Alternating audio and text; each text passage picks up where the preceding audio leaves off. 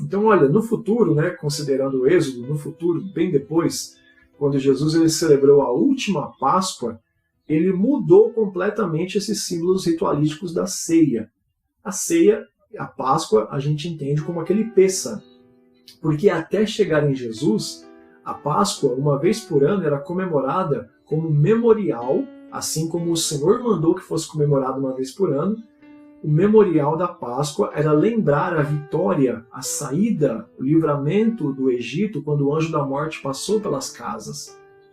As ervas amargas era para lembrar o período de escravidão no Egito, o sangue do cordeiro era o vinho para lembrar que foi passado nas beiradas das portas, os pães sem fermento era para lembrar que o cozimento do pão teve que ser apressado, porque Deus mandou que eles saíssem apressadamente do Egito, porque o faraó mandaria que eles saíssem depressa, depois da morte dos primogênitos, mas aí no meio do caminho ele mudaria de ideia e perseguiria eles até o mar.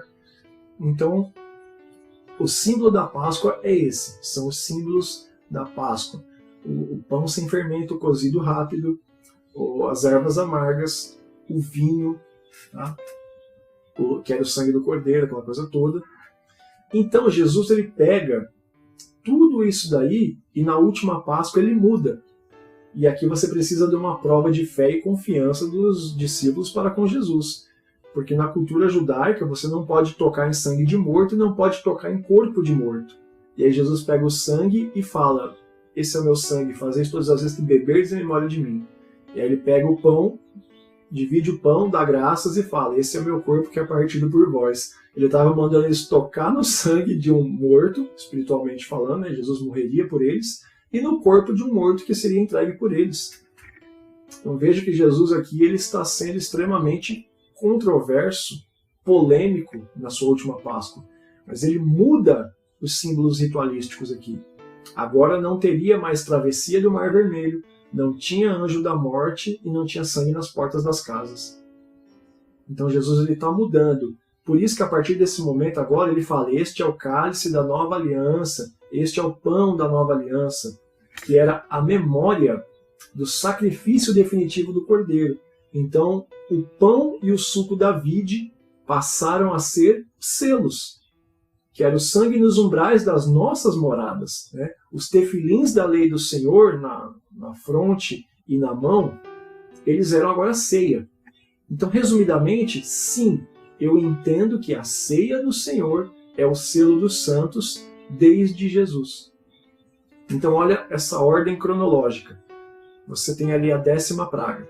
9 pragas atingiram o Egito e não os hebreus. A 10ª praga viria para tentar a todos, viria provar a todos.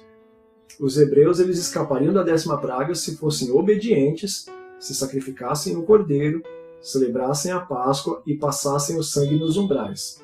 Os primogênitos são salvos. No capítulo seguinte de Êxodo, esses mesmos primogênitos que foram salvos são dedicados ao Senhor, como memorial de uma vez por ano, lembrar do livramento e tal. Não seria mais necessário passar sangue nos umbrais das portas. Agora eles levariam a lei do Senhor na fronte e na mão, representando os batentes das portas. Então, o símbolo já muda de sangue nos umbrais para tefilim, lei na fronte e na mão. Isso vem até Jesus, quando ele celebra a Páscoa, e ele muda de novo esse símbolo. Ele fala, não tem mais sacrifício de cordeiro, não tem mais ervas amargas, agora vocês já guardam a lei do Senhor, que Jesus é a própria lei, ele é o verbo vivo, ele é a lei cumprida, encarnada, ali diante deles, ele é a nova aliança, e por isso que aqui eu entendo que quando Jesus muda a Páscoa e passa esse significado para os seus discípulos, é a parte da semana de Daniel, onde diz que ele fará uma aliança com muitos. Ah, mas essa aliança é rompida. Claro, Jesus é morto e retirado. A partir dali dependia da continuidade da doutrina de Jesus que os apóstolos estavam pregando e que os gentios assimilariam, e se cumpre a palavra de que ele veio para os seus e os seus não receberam. E aí os de fora o receberam, que são os gentios, que somos nós. Então a mudança, sangue nos umbrais, muda para tefilim, lei do Senhor na fronte e na mão. E aí, esse sangue nos umbrais, que era o tefilim nos homens, que é a lei do Senhor, Jesus muda isso para o pão e o vinho como ele mesmo. E ele fala, essa é a nova aliança, a partir daqui há um novo testamento. Você entendeu? Então Jesus está mudando o sangue dos umbrais para a ceia, que é o pão e o vinho, porque não precisa mais sacrificar cordeiro.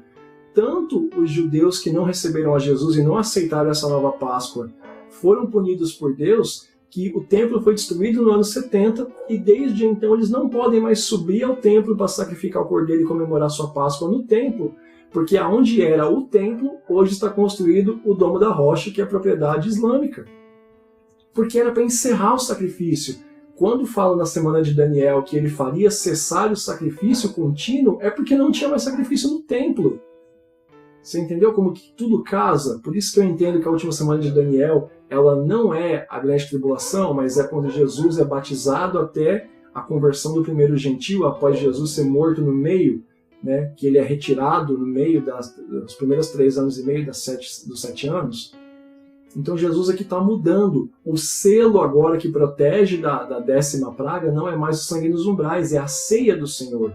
Então eu entendo que a ceia do Senhor é o selo dos santos e vale para nós até hoje. O que é que impede que o anjo da morte entre nas nossas casas e aflija nossos primogênitos, né, a nossa família, a nossa vida espiritual ou material? A ceia do Senhor. Jesus fala que não tem parte com aqueles que não sentam à mesa com ele para comer. Então, no meu entendimento, esse selo aqui do capítulo 7 do Apocalipse, esses que são selados, lavados com o sangue do Cordeiro, são aqueles que aceitaram a Jesus, entregaram sua vida a ele, dispostos a morrer pelo seu evangelho, a sua palavra, e tomam a ceia do Senhor. Tem parte com o corpo dele, com o sacrifício que ele fez. Você tem todo o direito do mundo de não concordar com nada que eu te falei, mas a construção textual permite chegar a essa conclusão. E na continuidade do nosso estudo, nós vamos ver, principalmente quando chegar lá capítulo 13 e 14, né, você vai ver que tem muito mais enfatizado essa questão do selo dos santos, do cordeiro, do sangue do cordeiro, da imagem da besta, da marca da besta. Tudo isso fica mais evidente lá. E esse entendimento da ceia do Senhor é na construção que vem do Êxodo, e tudo está ligado diretamente ao sangue do cordeiro. Tá? Então, o entendimento que se faz aqui, ao meu ponto de vista, e desses teólogos que eu mencionei antes, e desses livros que eu estou usando como base, é de que o selo dos santos, a partir de Jesus, passa a ser a ceia do Senhor que ele instituiu, o suco da vide e o pão.